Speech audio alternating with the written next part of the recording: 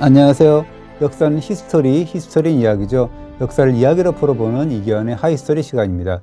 이 삼국유사 기지난주를 보면요, 매우 흥미로운 기록이 보입니다. 신라 전성기에는 금입택이 39곳 있었다라는 건데요. 이 금입택이 과연 무슨 말일까요? 황금이 들어가는 호화저택 같죠. 그런데 이 삼국유사는 이 기사에서 금입택, 즉 호화저택의 명단을 공개하는데요.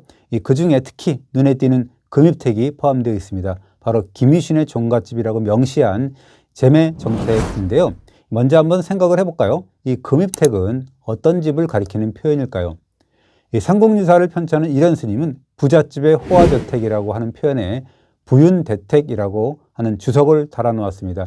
이를 두고 금당과 탑을 가진 호화저택이라고 이제 풀이하는 연구자도 있더라고요. 이 금입택이 금당 입택의 약칭으로 볼 수 있기 때문에 신라 진골 귀족들의 저택 안에 조성된 그런 개인 원찰일 가능성을 타진한 거죠. 물론 금입택이 어떠한 건지는 정확하게 알 수는 없습니다. 다만 황금이 무시로 드나들었다라는 표현은 절대 터무니없는 과정은 아니거든요. 왜냐하면 천마총이라든가 황남대총과 같은 5, 6세기 신라 고분에서 쏟아진 그런 엄청난 황금 유물을 보십시오.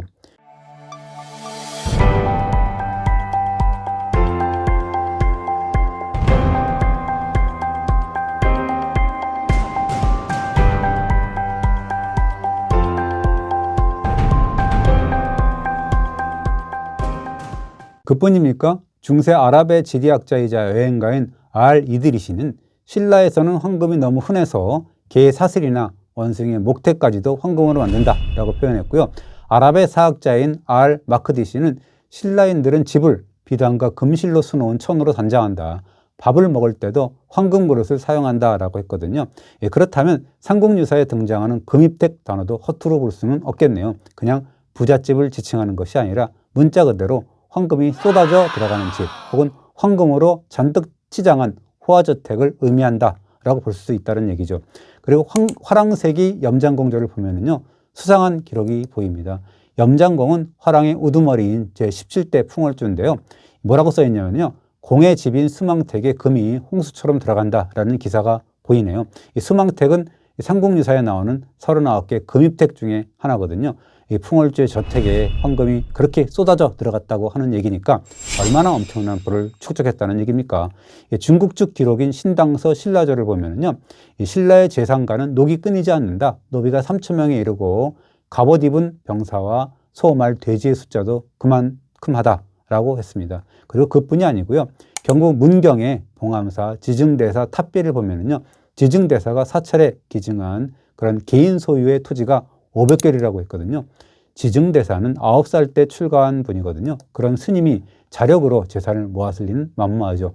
때문에 지증대사가 쾌척한 토지 500개는 대사의 가문이 축적한 재산 중에 일부였을 겁니다. 그리고 일본 도요다이지의 쇼쇼인에 소장된 신라 촐랑문서를 보면요, 463명의 경작한 토지가 564개라고 했거든요. 그럼 지증대사가 쾌척한 500개라 그러면 적어도 한 400명가량이 경작하는 토지였음을 우리가 알 수가 있죠. 진골 귀족도 아닌 지증대사의 가문이 이 정도였으니까 어떻습니까? 금입택의 주인인 진골 귀족의 재력이 어떠했는지 우리가 짐작할 수가 있겠죠.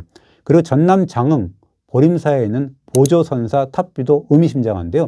860년 헌안왕이 그런 수망택과 이남택에게 보조선사 채징의 사찰인 보림사에 황금 160분과 벼 2,000곡을 희사하라라는 교지를 내렸거든요.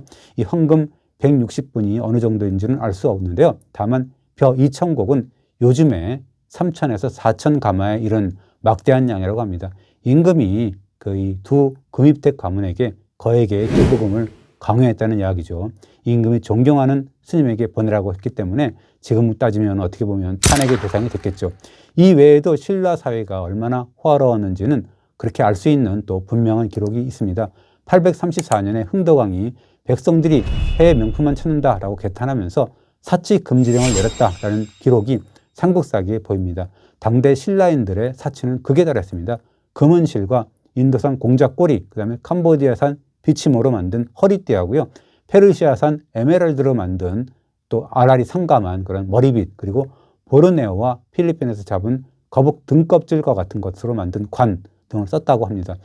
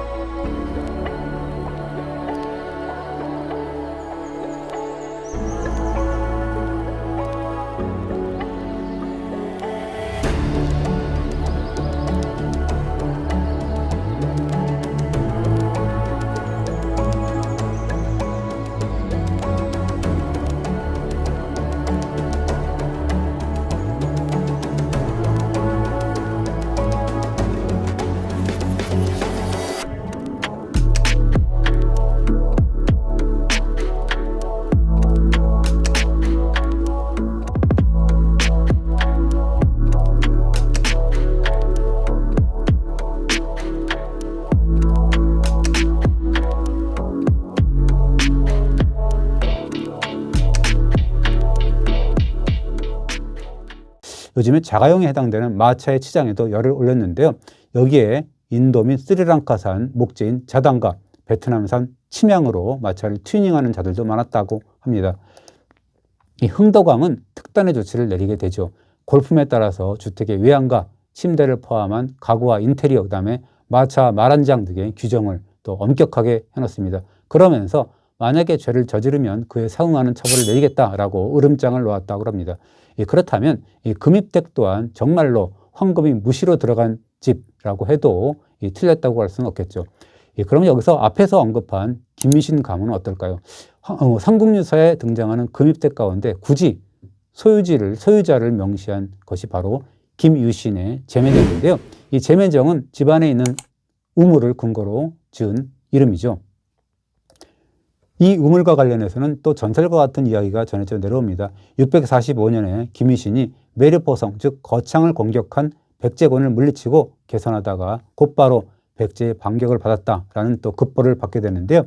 이에 김유신은 집에 들르지도 않고 다시 출정길에 나섭니다. 집에 지나치다가 집안에서 떠온 우물을 마시고 우리 집 물은 여전히 예전 맛 그대로구나 라고 감탄하면서 출정했다고 합니다. 이러한 장면을 목격한 군사들이 대장군도 집에 들리지 않고 출전하는데 우리 같은 군사들도 열심히 정말 싸워야 되겠구나 라고 전의를 다졌다고 합니다. 이 김유신 가문의 사실 또 부와 명예는 엄청난 거거든요.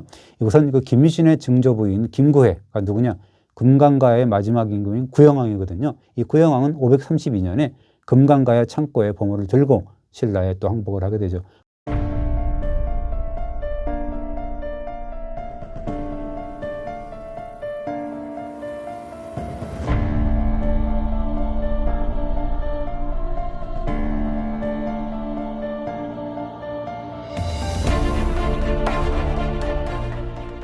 그러니까 신라 법흥왕이 구영왕 즉 김구해에게 최고의 벼슬을 내리고 시급이라고 해가지고 금강가의 땅에서 세금을 거둘 수 있는 자격을 부여했죠. 게다가 김유신은 662년에 고구려와의 임진강 전투에서 대승을 거둔 공로로 해서 공주 시내에 노른자 땅인 그런 재화와 노복을 또 하사받는 그런 또 이 특전을 받습니다. 그리고 1년 뒤인 663년에는 백제 부흥운동을 제압한 공로로 해서 밭 500개를 받았고요. 그리고 고구려를 멸망시킨 뒤에 문무왕으로부터 6곳에 달하는 말 목장을 또 하사받습니다. 이렇게 김유신의 제매정은 신라 최대의 세습재벌이 됐는데요. 그러나 이렇게 대접받아도 사실은 괜찮은 가문이었다라는 것을 우리가 잊어서는 안 됩니다. 단적인 예가 있는데요. 김유신의 둘째 아들인 원술은 672년에 당나라와의 전투에서 패했는데요. 이때 아버지인 김유신이 왕명과 가문을 욕되게 한 비겁쟁이라고 하면서 아들을 쫓아냅니다.